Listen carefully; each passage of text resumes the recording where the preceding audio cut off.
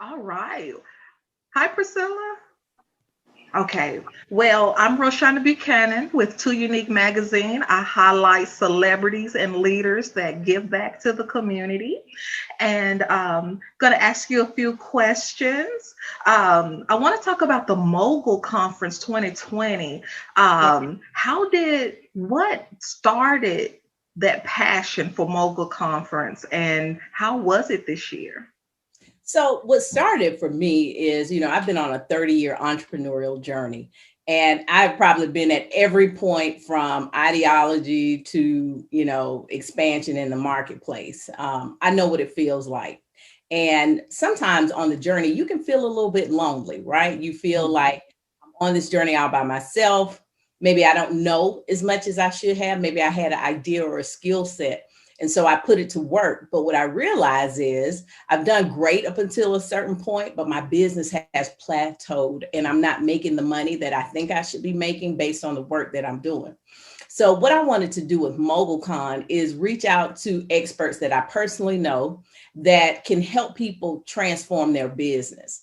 And so I thought, you know what, mogul, most people think, oh my gosh, this is somebody who's already making millions, maybe billions of dollars. They're super successful. But what I'm looking at is not where you are today, but where we can take you, where you can take yourself with your dreams if you have the right resources, tools, and relationships. And that's the one, those are the areas, three areas that Black women in business lack most. Is we have a great skill set, whatever that might be, whether it's from baking cakes to solving solutions, right? Oh, yeah. We can run the gambit on that.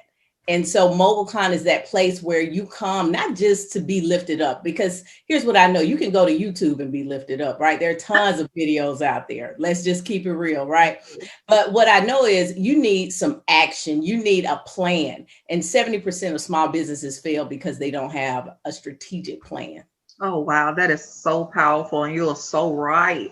So, what are some tips for women business leaders who want to turn their passion into dollars? Okay, so if you're at that beginning stage, you have an idea. The first thing to do is get it out of your head. We tend to walk around with all these great ideas in our head, and we don't think about matching resources to the idea, right? So you have the idea, and the first thing we think is, I just got to get it to the marketplace. So, what I'm going to tell you is that you need to get with someone who can help you to develop a strategic plan that is going to be in place for the next 3 to 5 years. We get focused on too many things. We try to do too much at one time. And when we don't see the success, we get discouraged. What I like to do, even before I take someone on as a coaching client, I tell them, pay for the strategic plan first. Let's spend hours together. Let's get everything out of your head. And let's start with the end in mind. That's what I would tell them, because that is what is going to save you when you get to those points where you don't know what the next decision is that you should make.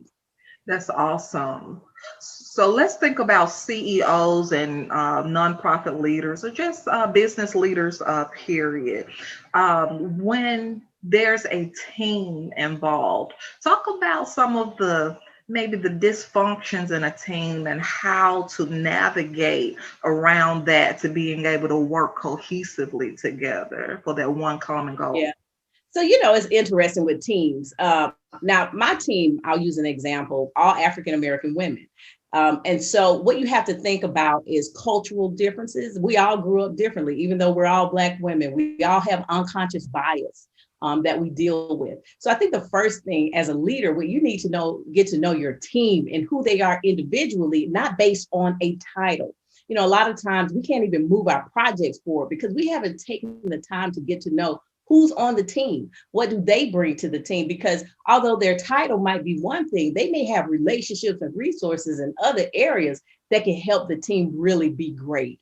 And so what I'd like to do is find out what's important to my team members first, because if I can focus on what's important to them, I'm going to win in the end. A lot of times what people do is they're thinking about self and what I need and I need right now.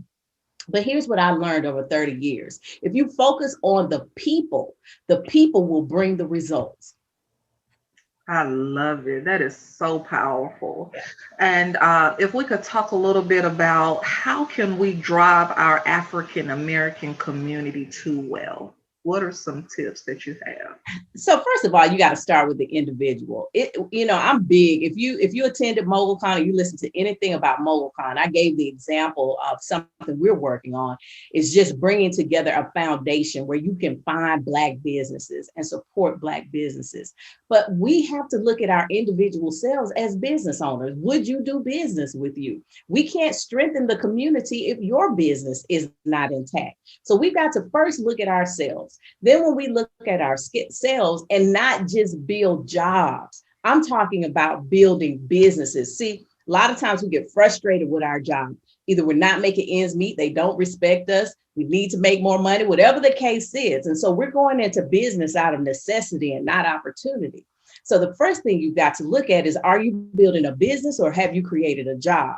What helps our community is when we build a business that creates jobs that lend economic impact to the community. There are steps to this. You can't just say, okay, I want to get out here. There's a process to everything. And so the first thing we got to do is look at ourselves, then look at how we impact our community. And that's how we begin to move the needle forward. Awesome. And let's talk a little bit about solopreneur, entrepreneur, and CEO. Now, for me Yeah. personally, sometimes I find myself a lot in the solopreneur. I just do it, get in there, and have all of these witty ideas and inventions, and I execute on them. But when it comes to a team, I have a little, team who helps here and there, but just a little small core team. But I want to be able to expand. So, talk a little bit about what you see in that. I love the way you kind of broke that into different areas, right? The solopreneur. So this is a great point because here is something that we saw as a challenge this year. In our community, we use the word small business for everybody, okay? But really a small business has at least 9 or more employees. Okay, that is considered a small business. What we tend to see in the African American community, or just in business period, are micro enterprises and solopreneurs. Okay. Mm-hmm. And so what happened when a lot of people wanted to go after the funding that came out during the pandemic, they were not able to access it because, one, they weren't running their business like a business because they're using PayPal and Cash App and things of that nature. That's one thing. And so as a solopreneur, it's nothing wrong with being, first, let me say this, it's nothing wrong with being a solopreneur. Okay. We need solopreneurs. We need micro enterprises because honestly, that is the backbone of our economy. Let me tell you, people like to focus on 2020, but we saw a major drop in businesses in our community from 2018 to 2019. And then in 2019, we had about 2 million businesses. But out of those 2 million businesses, only 107,000 of those businesses had employees. And so when you begin to look at the mindset of, let's say, the business owner, okay, first you got to identify, where do I fall into this? Because there are levels to success and we all go from one to the next. So maybe I started out as a solopreneur. I built my business to that micro enterprise. Now I'm ready to take the leap. So you got to get your mindset right, because there's a big difference going from micro enterprise into small business and then into that expansion stage where we start to see ourselves in big box stores or doing major numbers online. The first thing as a CEO that we know is that no empire is built alone. And so when you're looking at building that business, you do have to go back and look at the team that is going to take you to that next level, because here's something that a lot of people don't think about. You may not be the right person, the right CEO for your company. You may be the chairperson, the visionary, right? You cast the vision, but there is someone else that may be a better CEO who understands the industry, the trends, the marketplace, and what it takes. Because maybe what's going to help you get to that next level is you need capital. And maybe you don't know how to pitch, right? You see a lot of these pitch classes and different things. But here's the thing about pitching and when you get ready to get in venture capital, if you can't hold yourself accountable, when you get an investor, that's a whole nother level. It's worse than your job. If you think your job is putting pressure on you, let somebody give you money for your business. Guess what? They're really going to be looking at the return of investment of their dollars. So we have to get our mindset right. We have to educate ourselves. We also have to be subscribing. I always tell people this.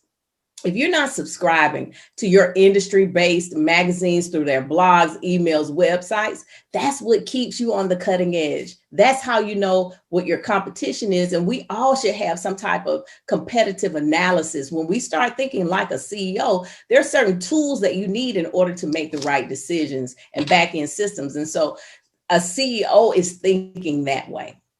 That is so awesome. You're such a powerful lady with such great wisdom and knowledge, and I appreciate this. Now, on the side note, this is not so much as a question, but I think more so of administrators is something, and I guess because I'm an administrator myself, but to me, it's like they are CEO, I guess they're the ones that kind of navigate everything and able to hone in and position. What are your thoughts when you think about administration or administrators? So administrators are vital. So think about it. You're the CEO of any company is the visionary. Your CEO is managing the relationships of the shareholders in that company, right? You got stakeholders in your company that move your company either within the ecosystem or right outside of the ecosystem.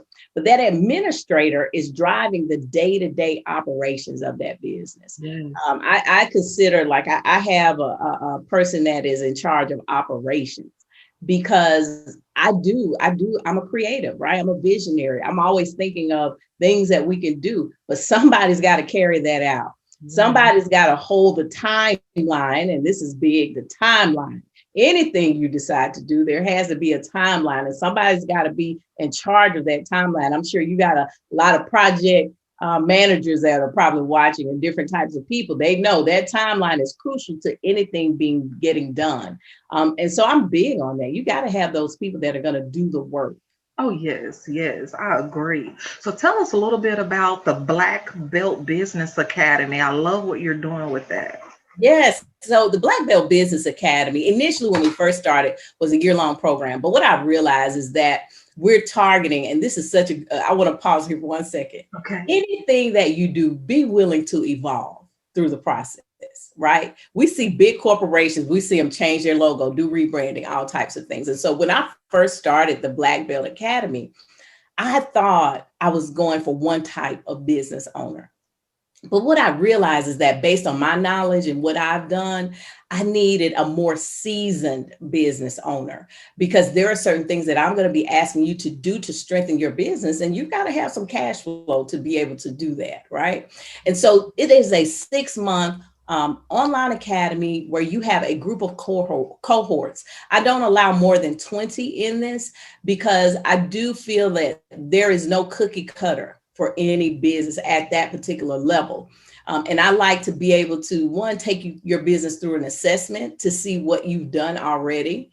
Mm-hmm. And then, because there might have been things you tried to implement, but maybe because you didn't know how to carry out the right way, it wasn't a bad idea, but you just needed someone who could reduce your learning curve and get you there faster. And that's what we do in the Black Belt Academy. We're really looking at your individual business and what it takes to make that business thrive in the marketplace, because there are multiple areas, 9 different areas within your business that you need to have clarity on as you begin to build and grow the business and making sure that you attract the right clients. I get a lot of customers even. A lot of times people come and they've done all these great things, but they're not really making the money. They haven't gotten that business to the magnitude that it could be because they're simply not attracting the right people. Wow. Yes. Oh, wow. And so tell me, there are so many people that seem like they're in a rat race today, racing to the finish line. So what is your advice on getting people to kind of walk out their destinies and kind of just do it in phases? So if you're one of those people that are hurry up, let's get to the finish line, look at where that's gotten you. That's all. I always say that. When I work with someone, I say, give me your numbers over the past 18 months. Let's see where your money is. Let's see how you're spending your money. Let's see the decisions that you're making. Entrepreneurship is a process. Running a business is a process. And processes take time. You got to be patient with the process. See, yes, you may run out the gate and initially you get great success. But when I'm working with a company, I'm looking for longevity. I've been around for 30 years. I've seen businesses come and go. Yeah, they may make $1 million the first 1 or 2 years, and then 5 years later, you can't find them anywhere, right? I want you to get to that 7 figures and beyond, but I want you to do it the right way so that it's not an overnight success and then it's gone away within a matter of a few years. So for me, I'm a little different in that I like to make sure that your back end systems are in place, and that you have the tools and the resources that you need to maintain your business for years to come. Awesome. And let's talk about those women who are afraid to step out on faith in their businesses. So, what would be some tips on those that are afraid, not only afraid to step out on faith, but afraid to invest? When So, it comes. Mhm. oh no, go ahead and finish. Oh I'm no, sorry. no. It was just, sometimes when you think about investing, it's that, well, I don't have the money or I'm unemployed. And I'm gonna be honest, I was unemployed using unemployment checks, doing personal development, for myself. So it could be a mindset, but what are your thoughts? So no, you're right. It is. Fear is a mindset. Hell, everybody's afraid of something, right? We all have a fear of something. I've been speaking for years, and right before I go on stage, I get those little butterflies in my stomach, right? So fear doesn't go away; it changes, Mhm. right? And so, one, I think you've got to be honest about what it is you're afraid of. So, is it that you're not prepared or you haven't done the homework, and that's why you're afraid? Are you afraid because you're not sure about the investment as far as the money? Do a budget. Look at what you need. A lot of the fear comes from lack of preparation. Fear is simply fuel getting you there. Use that energy. It is a mindset. Things are going to happen. Entrepreneurship is not a perfect road to success. You are the basis of everything. And so I always tell people, before I can do anything, we've got to work on your mindset. I've got to know how you feel about money, how you feel about success, because we have things that we bring with us from the past, that lend, it makes us hesitant, if you will, things that we are harboring unconsciously about those things when it comes to entrepreneurship. Either you're going to do it or you're not. Entrepreneurship is a risk. It's just like going to the crap table. You Yeah. might win, you might not. Right. But if the energy is right and you've prepared for this race, guess what? You'll run this marathon, and it definitely is a marathon. It requires preparation. Yeah. And that's where I believe the fear comes from, is the lack of preparation. Yes. And when you talked about going to the crap table, that's what we've been talking about in some of our financial courses, that gambling versus investment. Yes. Yeah, so I love that. So I see that you and your team were that you had a successful rollout implementation of the Delta Airlines Supplier Development Academy. Yes, we did. Okay, awesome. So I used to work in compliance, business diversity and compliance. So I understand a little bit about that. Talk, and this will be our last question, Okay. because you're made up of so many things and so much wealth and knowledge. Is really powerful. But let's talk about the complexity of procurement, when a lot of African Americans really don't understand Yeah. procurement. I didn't know it existed until I was able to work inside of it. Yeah. What are your thoughts on the complexities? So here's where we have to educate ourselves, right? Here we go again. So procurement, all these corporations are buying products and services to support the infrastructure and supply chain of their companies. And most of them have what we call a supplier diversity initiative. And that initiative may be to buy from individuals based either on gender, on ethnicity, even individuals with disabilities. And so they carve out a portion of their buy for those companies. Now, on the business owners end, there are some things we have to do. One is they're looking to see that we've been certified by one of the agencies, whether that is NMSDC for your MBE certification, the government for your DBE certification, WeBank for your women-owned, and of course the government has a whole host of certifications that companies accept. Now, the reason they want you to go through that is because they want you to be corporate ready. They want to make sure that you have the right accounting systems in place, that you can communicate properly and understand what it is that you're bringing to the table, making sure that you have capacity in order to mitigate risks within these corporations. And so what I believe is that we don't see a lot of African Americans because they're just not educated and know what's available to them. This could be how you get your foot in the door. And it can change the trajectory of your business.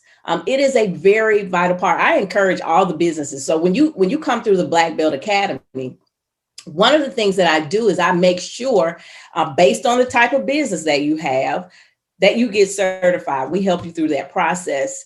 And then even helping you, because here's where people really fall off, is they get those certifications and then they don't know how to apply them.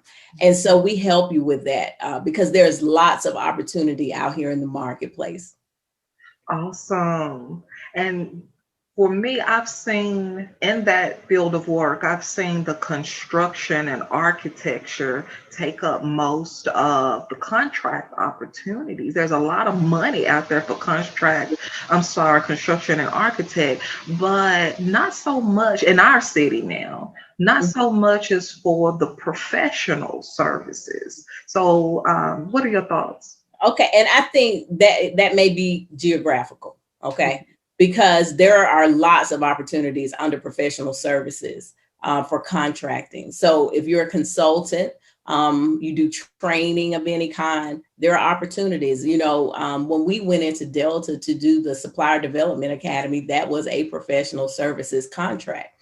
And so this is where understanding what to do after the certification, because one of the things you want to do in order to find out is you need to know who you want to do business with, right? I always ask companies, who do you want to do business with? And then once you identify those companies, you need to go and sign up to be a supplier or vendor for those companies so that they have all your NACES codes in there. They know what your capacity is. And so when opportunities and RFPs come out, you will get notified of that and then you can apply. You know, a lot of it is just knowing what's available to you, and you're not limited by your geographical area. Look at us. I mean, here we are online. You're in Memphis. I'm in Atlanta. We're doing this interview. The same applies to procurement, right? You just have to understand the process, and that's where you have to educate yourself on. But if you know who you want to do business with, then you need to sign up to become a supplier for those particular companies.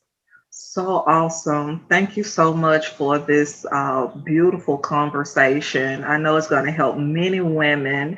Is there anything you would like for the viewers to know about what you're doing on your platform? Absolutely. So what we're doing is based on COVID, we're going to delay the enrollment of Black Belt Academy. But if they would like more information, they could simply go to blackbeltbizacademy.com and just put in your information. That way we can notify you when enrollment opens up. If you'd like to see Mogulcon, you can go to Mogulcon, that's Mogulcon live, live.com. You can purchase the replay for simply $79. $89 and watch the replay that is available. And that's literally 20 hours of content that you have access to there. And just follow us online. You can find me at I am Dr. Dr. Phillips, Phillips. Awesome. Thank you so much. It was such an honor speaking with you on today.